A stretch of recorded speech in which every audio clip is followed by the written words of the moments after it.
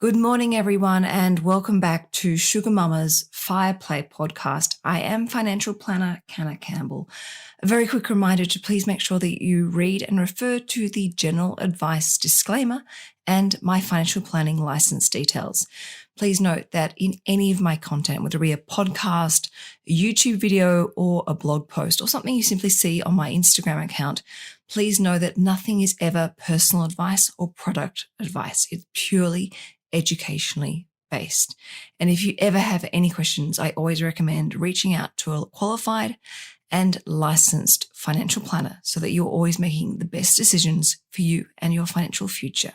All right, let's enjoy today's podcast.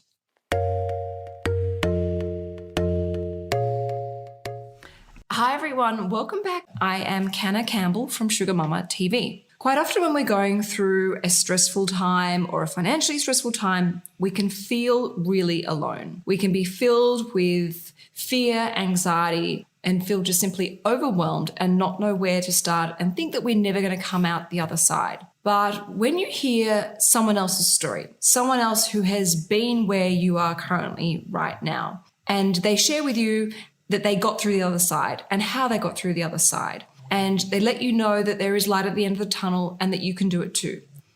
Today, I'm going to be sharing a conversation with you between myself and a lady named Maria. I've been following Maria on Instagram for quite some time. And the reason why I've been following her for so long is she has these fantastic budget planners. And I'm always interested to see how she organizes her own personal finances. But little did I know that, in fact, the reason why Maria is where she is today is because she went through an incredibly financially challenging time. Maria, thank you so much for coming on a Saturday to record this. I'm really grateful. You're welcome. It's good to be here. Can you share with me the crap you went through? I would be in the fetal position going through what you went through. So can you explain to you what happened and how it all came together? Sure. Cutting a very long story short, and long, I mean maybe the last 6 years. We met 10 years ago in the UK and having a great life over there. We decided to make the move to Australia because my partner is from New South Wales, and we had a great life. We were living at the beaches in Bronte. We would go out in the city, spend loads of money. We both had really good jobs. Living the dream. Living the dream. No loans. We literally had our mobile phone bill and our rent. Pretty much nothing else. It was great. Oh my gosh, that sounds so good. I know, right? Freedom. Yes. And now, where we are sort of today, then I fell pregnant. And really, I had no super. I'd been in Australia for 18 months. So I was starting from scratch. My partner was playing professional footy in the UK. Oh. So really, he didn't have much super either. So we were thinking, how are we going to get ahead?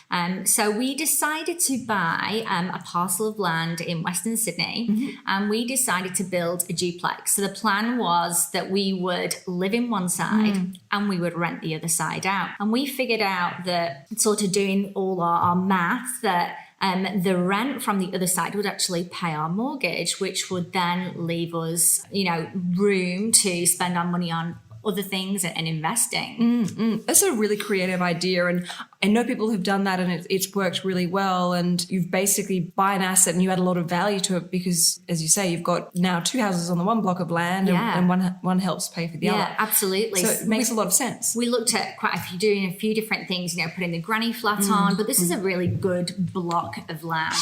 So we decided to take the plunge. We found a builder that was recommended to us.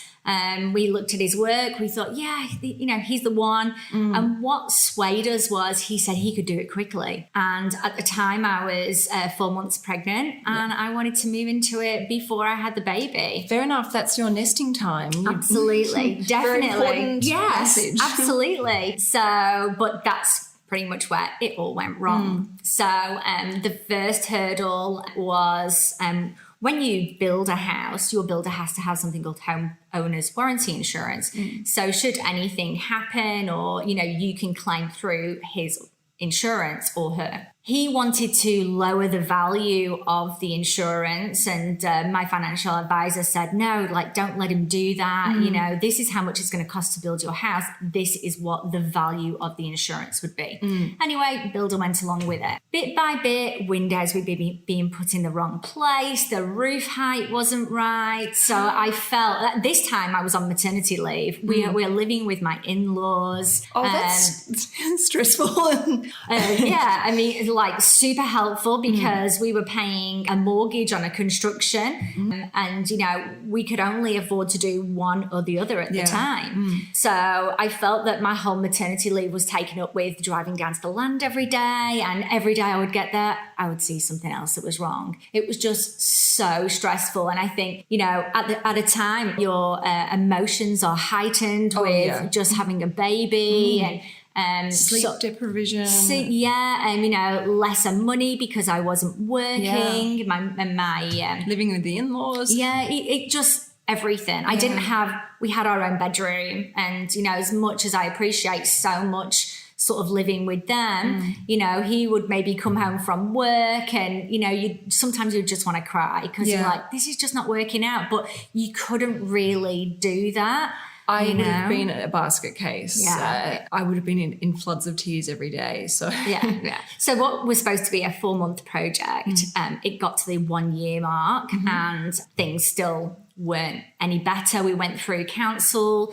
They sent someone down to site. He said he couldn't afford to continue unless we paid him more money. So we gave him more money. And then 6 months after that, we were told by council that he was building illegally and there was no permissions for the building and it would have to come down. Your dream home had to be deconstructed. Completely, absolutely. So in that moment, how did you feel? Just thinking your dreams are physically, not even just emotionally, physically being crushed as well as emotionally. Horrendous. Like, we've just waited 18 months. I cannot explain the despair, just the sadness. And then I think because people, you know, our friends, they were genuinely concerned for us. But when someone would ask you every day, how's the house going? How's the house going?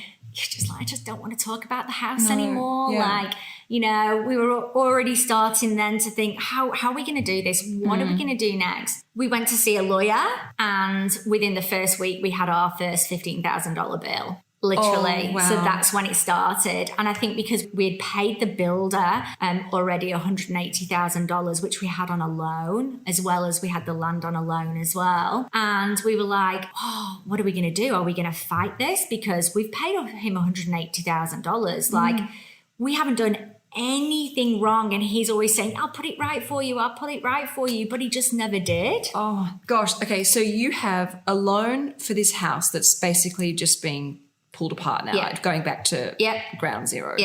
You have a home loan for that house that doesn't now exist, and now you have probably increasing loans to help pay for the mounting legal bills. So I mean, you're spiraling out of control financially, going deeper and deeper into debt. And you are a new mother with a newborn baby, not working. Like, how did you do the it? depths of despair? So that first year of the legal costs in the first year, straight away it got to about $70,000. So my partner was working 6 days a week. He would be working overtime. I, after my 1 year's maternity leave, I went straight back to work again. Are you still living with the in-laws? No, we're now renting because luckily now the court case is over and things have turned around quite a lot. But we had to go to court and basically the fees got up to about $200,000. So we would rely on our tax bag. We had quite a bit of savings that was all completely wiped out. And that's when I started my budgeting page, my so-called lifestyle, because I thought, well, I'm doing things here that I think I can share with other people and that will help. Yeah. And we are we're managing. Like I used to pay for our lawyers' fees on a credit card. I used to negotiate with the firm to say, if I pay on credit card, do I have to pay a credit card fee? Because when you're paying $25,000 bills, the fees are really expensive. Those merchant fees add up, And then I knew that it would give me a 6-week window because we would want to pay that off straight away. We borrowed money from the in-laws that, now we have paid back. Like I said, all our savings are gone, and we would basically just survive. You would get a new bill through, and then we would get our tax back. I had a sales role working from home, so we could both claim our tax. So we would get that through and we'd be like, oh, thank goodness. So it sounds like it was your responsibility in the relationship to do the family budgeting, especially with a partner working correct 6 days a week. Correct. Can you talk me through how you budgeted? How did you do your cash flow? And also, how did you deal with the procrastination? Because so many people just think, oh, I don't want to do a budget. I don't want to do a budget. Yes, I'd recommend to anybody facing anything like that, it doesn't matter how large your debts are, do a budget. Because it wasn't until I made a budget that I could see what money was coming in and what was going out, literally down to, paying for some daycare fees.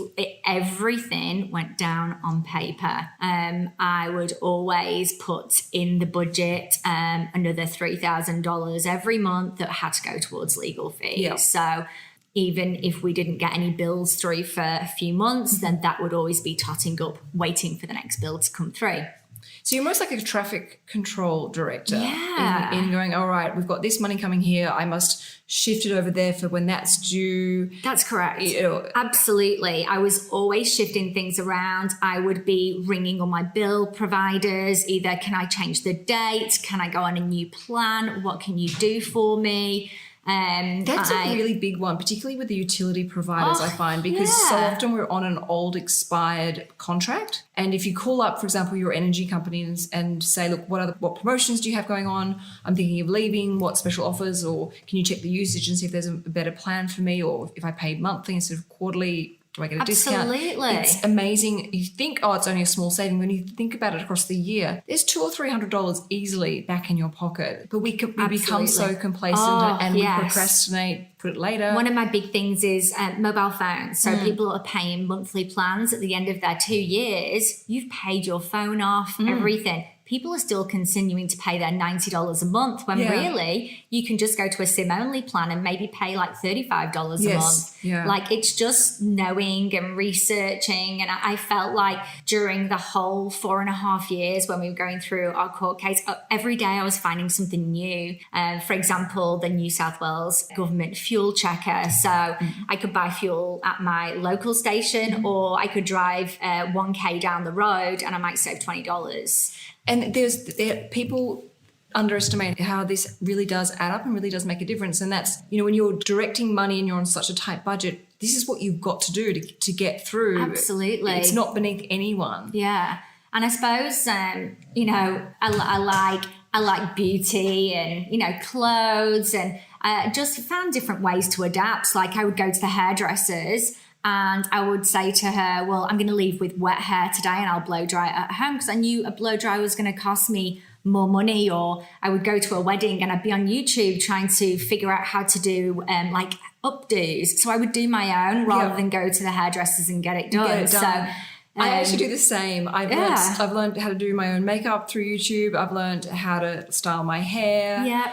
I even things around the house, like learning how to fix, like how to unclog a kitchen sink. That's impressive. I know. And it's amazing that, you'd think, I'll just have to call a tradesman or I'll have to get someone over to come and fix it. But have a go at doing it yourself before you do that. It's funny, Giuseppe's got an infected eye. This afternoon, I'm going to be looking up what are homemade recipes to try and natural ingredients to help clean up his eye. And then with the kids, we started making homemade pizzas rather than getting takeout, and they love it. They love getting involved. And my kids now love cooking. They love baking because of this. I find with Rocco, when he is involved cooking his dinner, he is more inclined to eat it. Yeah. So I can encourage him to eat more vegetables this way because he made it himself, and especially when they're getting their hands dirty and dealing with different textures. And I felt almost, writing all the different posts on my lifestyle pages that it was almost helping me too. Yes. And I would have people write to me, which I'm sure you have all the time, saying, oh, wow, you're so inspiring. It would make me want to do more because I realized that I'm helping myself, but I'm helping others as well. And it's just these really small things that make such a huge difference. You're adding a lot of value to people's lives. And this is particularly important right now for everyone that is going through the impact of COVID. Oh, massive, yeah. It's a frightening time. It's a very dynamic world right now with directions changing in the blink of an eye. And, there's so much uncertainty and it's creating so much, anxiety and distrust and fear in this world right now. Your ability to show people how to get back a sense of control and direction and actually see that their savings are happening again and these savings are adding up, helps restore some much needed hope for people right now. One of my big savers is food. So, I want to hear what you're doing to save on food because Tom and I we were complaining the other day just going, this is insane, our grocery bills. They just add up. What I hate is to go and buy a bunch of bananas versus to go and buy a packet of Tim Tams. Packet of Tim Tams, $2. So annoying. Bunch of bananas, so $7.50. And it's just no wonder we've got this problem with obesity because the cost of food in a budget is such a huge percentage. Absolutely. Many people would say to me, I spend $500 a week on food. Help me. What can you do? So the way I budget on food is to make an inventory. What do you have in already? What's in your fridge, freezer, pantry? Write everything down and be creative. What can you make using what you have? Quite often people will go to the shops and they will buy something, come home, put it away and realize they've already got that in their pantry, which is absolutely crazy that people should try and use what they have in already. I've become very creative. Some of the meals that I've created from what I have in my fridge, freezer and pantry have been crazy. But then on my list, I will only add what I need to purchase extra to make these meals happen. But I think a lot of the time people don't know the cost of items. So, for apples, I don't want to spend any more than $3.50 a kilo on apples. If they're expensive, then I'll go and buy a different type of fruit. Or say I want to have a sirloin steak, maybe I might change it to a rump steak. You make it work. Do you rely on your freezer a lot as well? Yeah, definitely. So I don't like to put too much in there.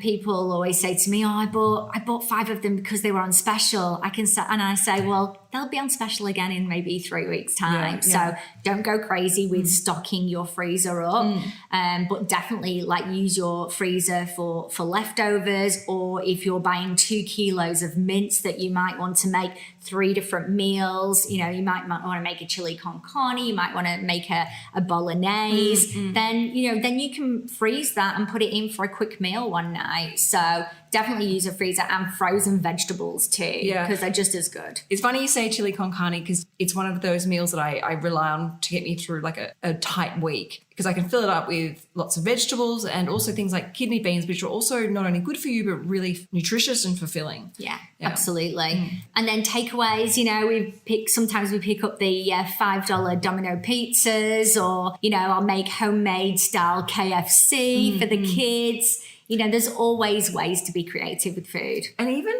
portion control, just going, I don't need to maybe go back for seconds or even thirds. I can actually just eat a little bit less, which often means we actually I find for myself personally, I have a much better night's sleep if I eat a lighter dinner. And there's my lunch ready to go for the next day. And I don't even need to worry about getting up a little bit early to make my lunch, because there it is in the Tupperware container ready to roll out. And I do that all the time. Every night I have, there's 4 of us now in my family, and I always have an extra dish there for my partner, and I basically serve out 5 meals every night, and he takes that and warms it up at work the next day. It sounds like your budgeting experience and I guess stepping into a place where you've become incredibly mindful with money has increased your value and your connection and your bond with your family. And I think this is one of the things that come out of COVID is the simplicity of life is sometimes the most beautiful and fulfilling and most intimate moments of our lives. I know with Rocco, I've spent more time hanging out with him, being silly, slowing down, not running around. The simple pleasures of playing a game on the ground, or doing a jigsaw puzzle, or playing with Lego. Those things that don't cost anything really. Yeah, absolutely. I mean, to give you an example, we jumped on a train and went up the Blue Mountains on a Sunday. You can travel all day for like $2.70 or something like that. And Most people don't realise that. no, my son had never been on a train before. You're kidding. And yeah, so he was like looking out the window and he thought it was the best thing. And we got to the mountains, we went for a bushwalk, we took a picnic. They had the best day and we barely spent anything. They, you know, and they're even now, I mean, you know, that was last year and I still remember it to this day, rather than taking them to a play centre, or they value that much more. So doing your budget obviously has added value to your family life. You're past all this legal stuff now with the builder. You got some money back from the court cases, even though you had to go to court 3 times and it ended up in the Supreme Court, which is absolutely frightening and overwhelming. Yeah. And that is a quick, fast lesson to the court systems in Australia. Yes. And now, you know, you're obviously, this budgeting has helped you quarantine the damage, but also get back on your feet again. Correct, and with your budget, how often do you check your budget? How often do you review it? What do you recommend to people who are still trying to figure out what the best way of doing a budget is? Well, definitely the first thing is sit down. I used to go through my credit card statements. I used to go through my transactional accounts because sometimes you forget some of your direct debits. I always say to people, don't just go off the top of your head. No. And people, when they'll come and see me for a one-on-one consultation, they'll turn up with this like scrappy piece of paper and they're like, and these are my living expenses. And I'm like, okay, where's your gym membership? Yeah. Where do you buy clothes? What did you do on the weekend? Do you have a Foxtel subscription? You know, and they're like, oh yeah, I forgot that. And then it really does add up. So you must check your credit card and your savings account so you can see exactly what you're really paying for. And that's quite often when we discover there are things that we don't value. Hidden things, yes. Once I do a budget, so I pretty much check. I sort of know my budget now. So every week I just look through to make sure the right direct debits are going out. And then every about 3 months, I'll just review some of my bills in case I want to ring them, for example, our health insurance. We realised we could get a much better deal, so I'll ring them up. So, you know, I'm not changing bill providers all the time, but every 3 months I'm usually ringing one of them up to see what if they can do. Yeah, absolutely. And there's a saying, I'll have to look it up and find out exactly the numbers, but it costs a certain amount of money to acquire a customer. So to let you go is actually quite financially damaging for a business. So they know it's more efficient for them to keep you as an existing client than to try and pay 3 or 4 times the price to find a new customer. Absolutely. So all I'd recommend to anybody who is in debt or who isn't in debt is just trying to learn how to budget. So that they can achieve their financial goals, such as saving up for a deposit or start investing. And sort of to give you an idea, you know, we don't have any loans now. We paid all our court fees, which, you know, went to about $200,000 in total. God, poor things. Yeah. So in 4.5 years, we really feel proud of ourselves that, first of all, you know, we're still together. Yes. Because the impact on relationship, you know, we would be arguing at each other, and because it was a way of sort of relieving that stress and that sadness that, look, how can we put our children through this? Like, the kids are resilient. Like, you know, they love life now. And, you know, in fact, when I listened to your recent podcast and you saying, Rocco was saying about the ice cream, like, you can't buy the ice cream. My daughter said to me the other day, you shouldn't do that. It's too expensive. And I'm like, what have I created here? But it's hard on your relationship. You know, you just got to keep talking. Yes. Sharing everything. You know, sometimes I used to get nervous telling my partner, like, oh, we've got this $40,000 bill through, because I knew he was going to get really upset. And, you know, I'd open an email with an attachment from the lawyers, and I used to think, oh, my stomach just used to drop. Bill. Yeah, it used to. And then they would send the same thing by hard copy. So then I felt like I had double whammy. Rubbing it in your face. That's right, yeah. So, like, super tough on the relationship. Obviously, you got through this together, and it sounds like you're a lot stronger as a couple because you've gone to hell and back. How do you do money going forward? Like, do you have joint goals together? Do you show him the budget? Obviously, what you're doing works. You're still together. You got through it. You're stronger than ever. Yes. And you're now rebuilding your life again, going through so much just crap. Yeah, well, I suppose when we got paid from the courts, that was a huge relief. You know, we were able to pay our mortgage off and have some money left over. So we really wanted to make sure we invested it wisely, still renting, but we knew that we had a parcel of land there that was valuable and that it was really going to help us sort of start a good foundation for our future. First thing I did actually, I'd heard about your books. I'd read your first book. I'm reading your second book. I thought, we really need to put some goals in place for our retirement. You know, I'm 40 now and my partner's 36, and you know, retirement's going to come up pretty quickly. Yes. And if we don't really plan in our heads what we're going to do, then we're going to get there. We're not going to have enough superannuation. We might struggle. So with the money that we had left over, we bought some shares. Yeah. Majority of them are ETFs with a few individual shares. Yep. I was always nervous about shares. Am I going to lose all my money? And never even heard of an ETF. And so we've now got our shares. I try not to look at them daily, and I still do it. I think I'm still a newbie at it. And I see they're going ups and downs. And also in the last month, we bought our first investment property. Oh, wow. Yeah, so I was actually about to say to you, you know, you were really motivated, obviously, now to get back on track. But when you start setting goals, you open up the spectrum or the universe to be able to make up for lost time. And it is amazing what you can achieve or even overachieve in a really short period of time when you have goals, and you have goals that you're really excited and passionately connected to, because you'll push yourself a little bit further, a little bit harder. And, you know, the impact can be exponential in what you can achieve. And very much. You've gone from basically, you know, having no money, your house being physically knocked down, with a loan attached to it and mounting legal fees, to now an investment property, a share portfolio, a diversified share portfolio, and you are actually actively working towards these really exciting financial goals. Yeah, and we just want to continue doing that. We would like to buy another property. I'd like to purchase more shares, and you know, just to keep going with them. Really, having that goal of a mindful money number in that, you know, X amount of passive income per year. How has that brought you and your husband together as a team financially and communicating and budgeting? Does it help?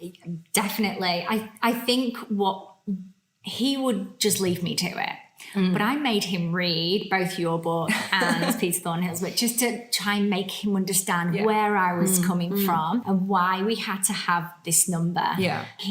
One of his biggest things was, but I don't want to save all our money and not live our life. And, you know, like I love buying clothes. I love buying makeup you know, we like the nice things in life. We like to take our kids to restaurants. And so we make sure we do that. So you honor balance. Very much, yeah. Right. But we save what we can. And I always say to save money on the things that aren't so important and, you know, spend money on the things that make you feel happy. One thing I would recommend to people who are wanting to achieve particular financial goals and they're currently working on their budget, and that is to budget that financial goal into their budget, if that makes sense. So, for example, one of your financial goals is to build a diversified share portfolio. Factor in your budget, $200 or $300 a month or whatever the number might be, to go towards buying more shares. Yep, absolutely. And that is something that, you know, Tom and I have started to do, and obviously we'll do additional ad hoc things that potentially could bring in some extra money that we can add to that share portfolio as well. But we have really prioritized investing into our budget so that we actually make sure it actually happens, rather than just talk about it and dream about it and the years and years go past and nothing's never actually happened. Absolutely. And that's what we do. If we can afford $300 a week, we can put aside, and then that might build up to maybe a couple of $1,000, and then I'll see whether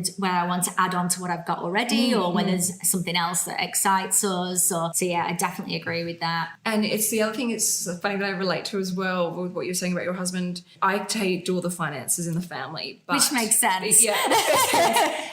And Tom's quite good with money. He's not disrespectful, thank goodness. I'm grateful that he's not, you know, this squanderless person that's drowning in debt. But, you know, I'll try and sometimes talk to him and say, and he's like, oh, just deal with it, Ken, I don't want to know about it. I'm like, no. You have to sit down and understand this, because this is what I'm working towards. And when I say, oh, look, I don't think that's a good idea, or I think we could save more money there.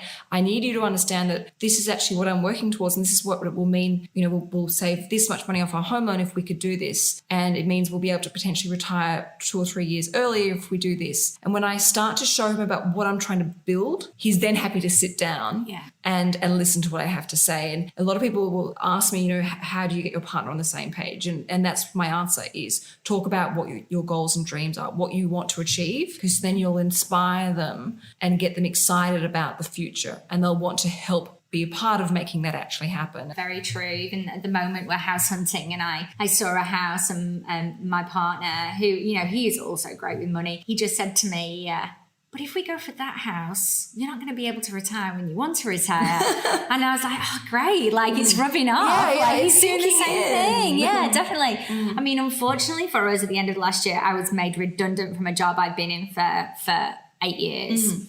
So I thought I'd take some sort of time off to spend with the family. And then obviously COVID hit. So I really struggled to find a new job. So the budgeting side of it has been great because we've tightened our belts again, and we've cut everything down to what we can. So this is where I want to finish off with. You are the budgeting guru. I've seen what you do on Instagram. I've seen how organized you are, but I've seen actually how user-friendly your approach is and how you recommend people do their budget. Can you just give me a quick rundown on your key tips to doing a budget and the resources that you have available to help people? Try and live your life more efficiently. So, making sure you've got an organized pantry that you can see everything. So you're not buying double ups in the shops when you go grocery shopping. Using what you have, even small things like, make your big kids' birthday cakes. You're saving money that way. One of my things coming from my blog, I've launched my new business called Organize My Life. And this is where I sit down with people and help them budget, help them, go through their pantries, sit down with them. Like reorganize their life.